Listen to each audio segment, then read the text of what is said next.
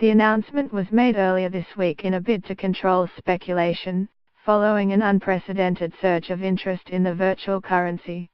Bitcoin trading has become so widespread in South Korea recently that bricks-and-mortar storefronts have sprung up to help people buy and learn more about the virtually unregulated cryptocurrency. The New York Times reported the decision was made in an effort to cool the overheated market. The publication reported the government may also introduce more measures to stem speculative trading, such as shutting down some virtual currency exchanges. South Korea may also stop local companies from providing settlement services for virtual currency transactions. After the announcement was made, the price of Bitcoin fell dramatically.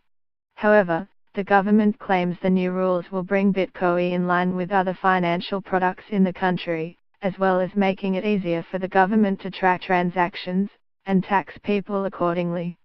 The announcement came as the hyper-wired South Korea emerged as a hotbed for cryptocurrency trading, accounting for some 20% of global Bitcoin transactions, about 10 times its share of the world economy, AFP reported. The new rules announced by Seoul include a ban on opening anonymous cryptocurrency accounts and new legislation to allow regulators to close virtual currency exchanges if necessary. Officials share the view that virtual currency trading is overheating irrationally. And we can no longer overlook this abnormal speculative situation, the government said in a statement. All anonymous accounts currently in use will be closed next month, it added.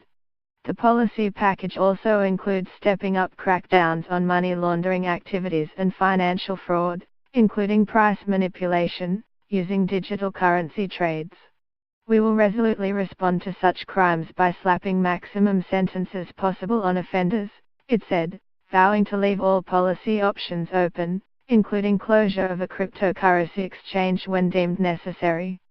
The announcement came 2 weeks after Seoul banned its financial firms from dealing in virtual currencies, most notably Bitcoin, as their prices soared, sparking concerns of a bubble largely fueled by retail speculators.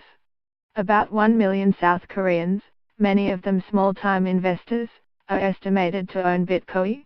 Demand is so high that prices for the unit are around 20% higher than in the US, its biggest market.